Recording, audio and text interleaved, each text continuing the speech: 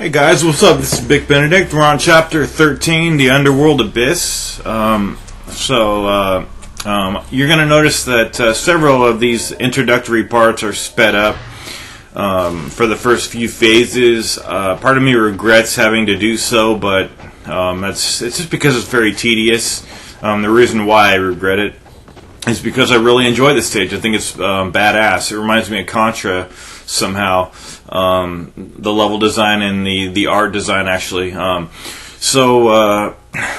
so I did this, how many times did I do this? I did this one time where I got like all the way to where the centaurs are, and then they dragged me around and killed me, and I said, you know what? Fuck this. I have over 200,000 essence. I'm going to buy a Talisman of Rebirth, because my situation right now is that I only have 3 Nimpo slots in my key gauge, so I can only use the Nimpo, 3 times initially, and then I only have, 3 items, 3 double way mushrooms potentially, not counting for any item drops.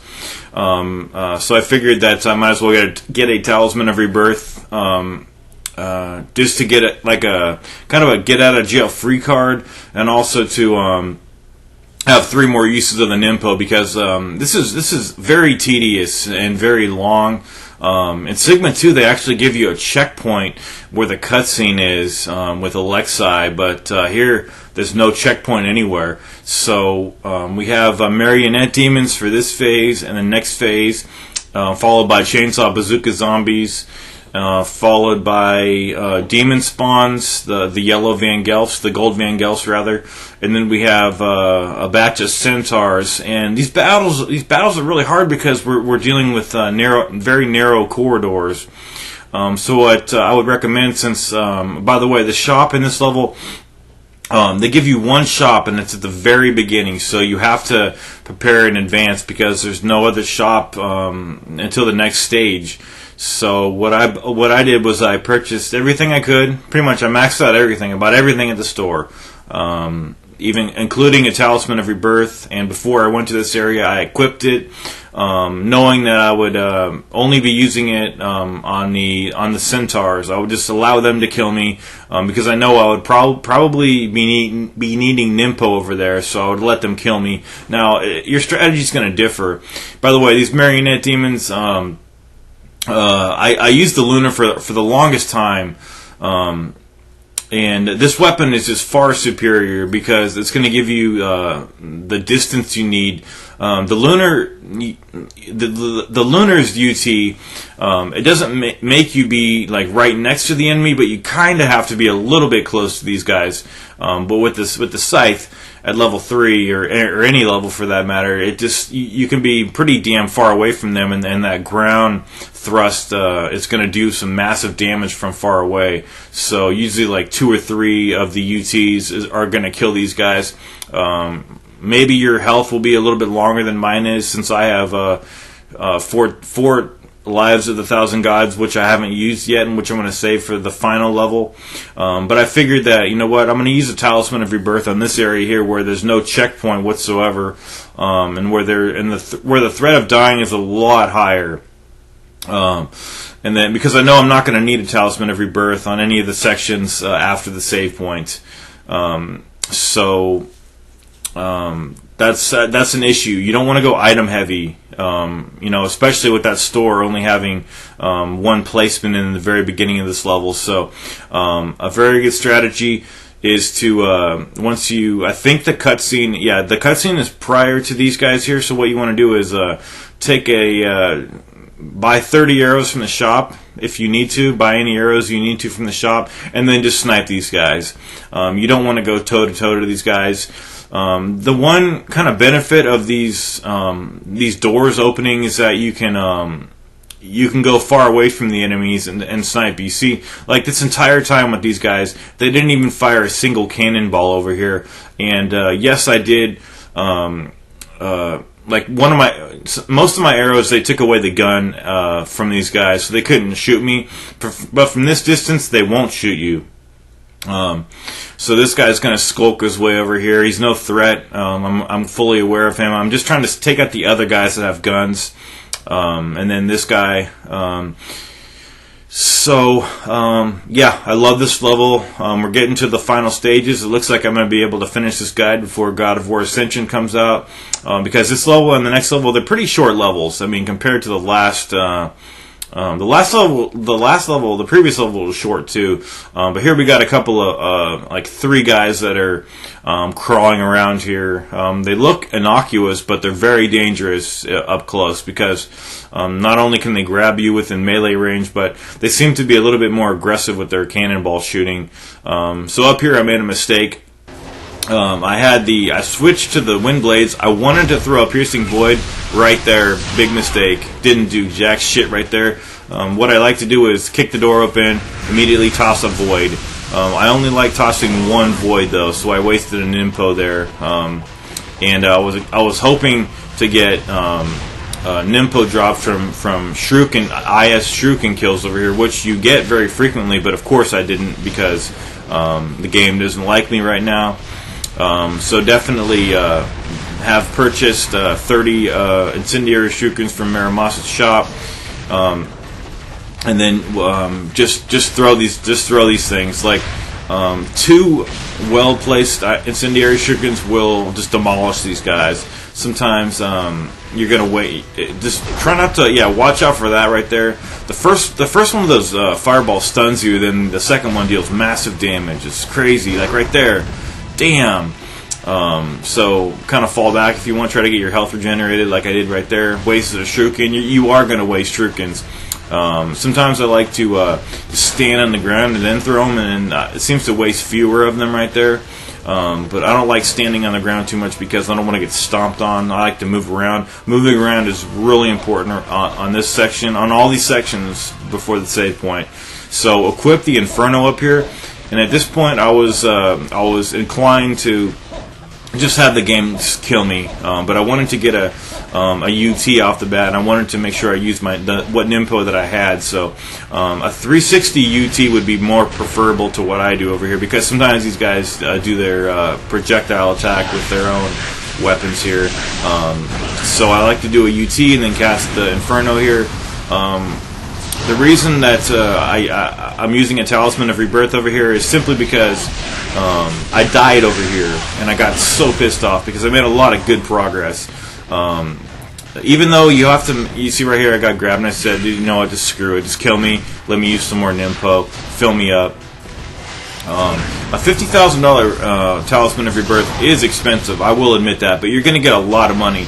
All that fast forward stuff that I did earlier with the marionette demons, with the chainsaw bazooka zombies, it netted me a ton of money. At the very least, it made up for the Talisman of Rebirth purchase, because there's so many of those enemies, and you get 1,050 per kill. So just add that all up, or multiply it, whatever you want to do. So yeah, the Inferno is the best bet on this part for Nimpo,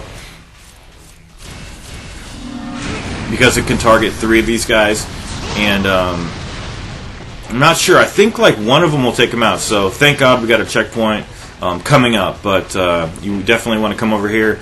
I would not recommend opening any of these 3 chests. I forgot about the fish that are in the middle of this area right here. What I was going to say a moment ago though was don't open the 3 chests until you save it, and then until you consciously decide what you want to do with the chests as far as manipulating them. If you want to grind for money, one of them has a grain of spiritual life, or $7,000 if, like me, you have your health filled up, and if you have your grains maxed out in your inventory. So I kind of, sorry about that little edit right there, but that was me getting $7,000 from the chest. And I was going to grind for money on these guys by doing a UT, but one of them gave me a Nimpo drop, which is, as you know, $6,000. So it was even more monetarily speaking than having done a UT. So now I'm going to save my progress, and we're coming up on another fight up here. Sometimes I do the A and X attack, the wind run, plus the flying swallow, just a little bit, just because I don't want to evade, because I'm tired of pressing the left trigger. So I switched to the Falcon's Talons, and in a moment I'm going to switch to the Wind Blades. Sometimes I edit when I go into the menu, I'll just edit it out. It's not because I'm like cheating or it's a different take or anything. It's just because I have a lot of consideration for my viewers, and I don't want to have my viewers watch me go through the menu sometimes. And sometimes I switch to the wrong weapon, and it just takes forever. This is actually not that bad. Actually, just prioritize the IS ninjas and the mages. I got a Nimpo drop right there. I used it to expedite a UT.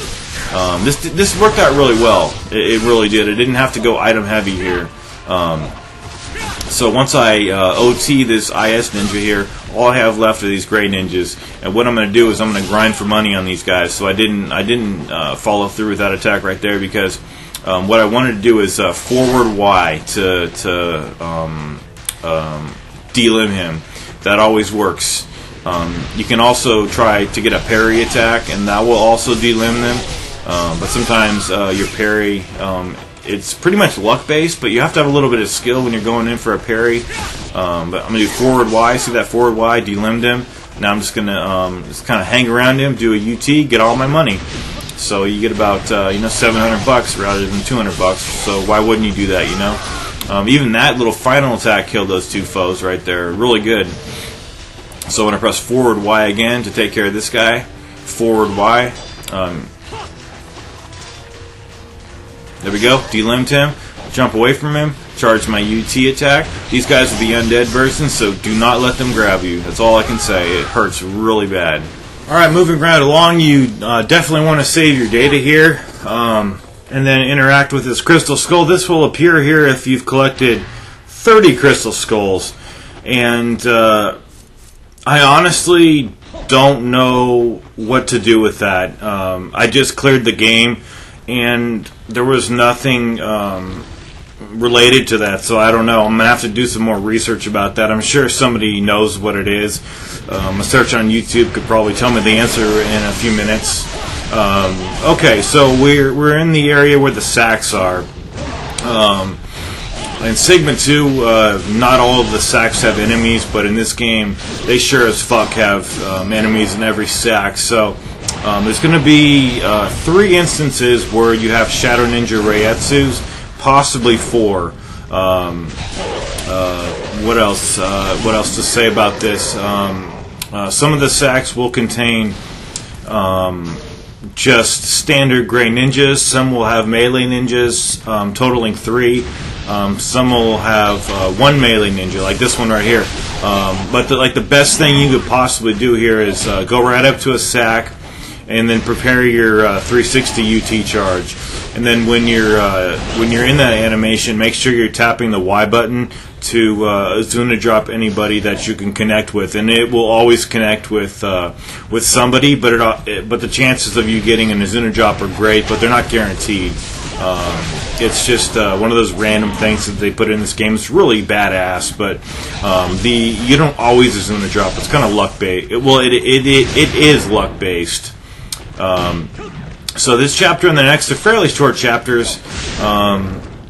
I did want to point out, just as in Sigma 2, you can go back to the save point at any time you want to. So if you want to kill, if you want to bust up one sack, kill all the foes, go back and save it every single time, I won't even say anything about you because that's your own prerogative. If you want to kill like 3 sacks, then go back and save it, go for it. If you want to kill 5, go back and save it. That's like I said, that's your own prerogative. I'm not going to diss you whatsoever. I think there's actually maybe 4 of these guys here, but I just wanted to note the fact that you can go back at any time you want to. Well, let me repeat that. Anytime around here before you start sliding down the hill. And then you can't go back up the hill, but in this area where there's a bunch of sacks, trust me, you can go back and save it whenever the fuck you want to. It's your right to save it. They don't close that door on you permanently. So Shadow Ninja Reietsu over here. I'm not going to be skipping any of the sacks either. Some of them are skippable, but I wanted to make sure that I busted all of them just to show you what's in all of them, just in case you want to kind of gauge that about how you want to do this. like a sack like this, you have to bust it open. You don't have a choice. You can't progress otherwise. But you see right there, I took out 2 guys with that Lunar 360 UT. Far and away the best way to deal with the situation. It's also pretty damn fun too. Over to the right is a Herb of Spiritual Life. That's why I used one, because I know I could collect one. So I'm going to charge up again. So now it looks like we have... okay. Sometimes you get 2 melee ninjas coming out of those sacks. See right there? I busted open one of the sacks unintentionally, just because the Lunar has kind of a wide range there. But so you'll get anywhere from 1 to 3 melee ninjas per sack, or you'll have just the standard gray ninjas, or you'll have the Shadow Ninja Reiatsus, which are infrequent hatchlings from these sacks here. But yeah, you definitely want to finish off with these Azuna drops. It really works well. If you get into a jam, use your Nimpo, because there's going to be a box up ahead that has Nimpo to refill you. So this is the last sack that you can kill the enemies in it and then go back and save it. Because once you go down this hill, there's no going back. So at least you can go back and save it, at any other time. Save your progress. Again, this is an optional sack over here. But I'm gonna get everything. A couple of pretty easy hatchlings in that sack right there. The boss isn't even that big of a deal. There's also one. There's one Shadow Ninja Reiatsu near the end. He's got to be the last. I think he's the last hatchling. Another sack burst open there against my will. Doesn't really matter. But the thing I like to do with the last Shadow Ninja Reiatsu is unspawn that guy, and I'll show you how to do it. I discovered how to do it by accident in Sigma 2, just because I was running from him, and I tried it on this game, and sure enough, it works. So we're gonna bust open this sack here. It looks like this has this has the Shadow Ninja Reiatsu. I'm not sure if you want to. Tough call. If you want to just jump down the hill, whether he would follow you or not, that's a really good question. Part of me thinks he wouldn't follow you down the hill, so this may be a skippable foe. But you really don't want to be. You don't really want to slide down the hill and then have this guy come down there without much room to work with. So anyway, we're going to slide down another hill over here, and this time there's nothing that's going to be behind us. Excuse me, I'm going to turn around anyway just to show you there's nothing behind you. So there's not much room to work with over here. There may be melee ninjas in this one, I'm not sure. Yeah, 3 melee ninjas. At least you could take 1 to 2 out, and then it's just 1. If you get stuck with the incendiary shurikens, remember what to do. Guillotine throw to nullify the incendiary shuriken. So these guys are burning up. I'm just waiting for them to burn up. I'm going to collect my essence. Got a nice Nimpo drop. That felt really, really good to have used the Nimpo and then got one in return. So when it's just 1 melee ninja, it's nothing. It's no big deal whatsoever. So this sack contained 2 melee ninjas. Got one of them down right there.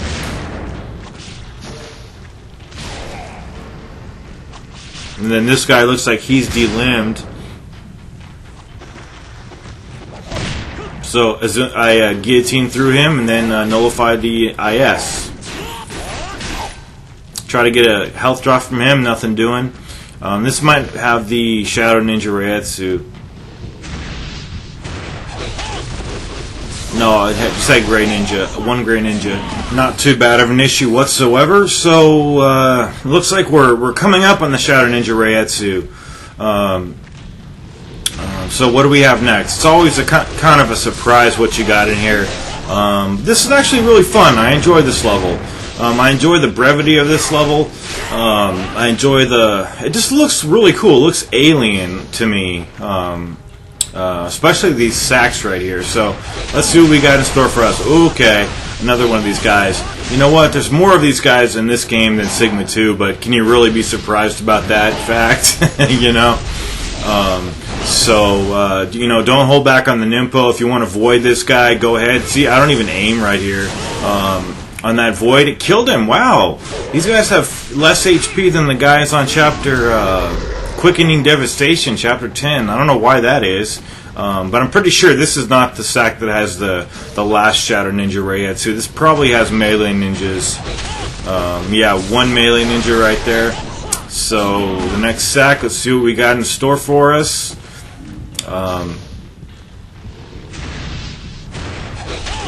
I never knew what was coming, honestly. I can't remember what's coming every single time. Nice that we killed those two guys. Got a lot of money. This is also a good opportunity to get money. Okay, now this sack here may contain the Shadow Ninja Reiatsu. It looks like it's the last sack. Yep. Don't even fight this guy. What you want to do is go over to the area where the chest is and the bats are. Right over here to the left. If you go over here, this guy will spawn 100% of the unspawn. 100% of the time, as will the bats. So look, he's gone. The Shadow Ninja Reiatsu is gone. We're going to save it, and then when we come back, the bats are gone too. Really nice. Over in that corner by the save point were arrows, so you want to grab those. This has Nimpo right here.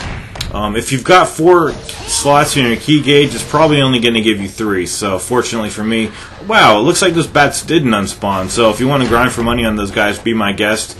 I think that chest sometimes contains ghost fish too. And we also have another herb of spiritual life over here. So I'm going to pick that up if I can. Nope, had too many in my inventory. Alexei boss fight part 2. This is the evil Alexei. He's old news by this point. I mean, he's got no new tricks up his sleeve, if he even had any to begin with. All I'm really doing is evading and using Y attacks, the fierce attacks. Now we got our Dragon Sword up to level 4, so watch out for his skull projectiles right there. It's basically the same exact fight. There's nothing really different here. He's not more aggressive. It's not harder to kill him. He's not more evasive. Nothing. It's just the same fight from Chapter 4. And all I'm doing is using the Y attack and evading his attacks. Getting hit quite a lot, but that kind of goes with the territory with this guy. He loves to hit you. He also, just as the previous form of him, he also goes into Berserk mode over here. So he's a tad bit harder to hit, and he's a little bit faster. But when he stops, just start hitting him because he's going to be disoriented, and then that's going to be the end of the chapter. It's a very brief chapter, like I said, chapter 13 completed, and I'm a lesser ninja once again.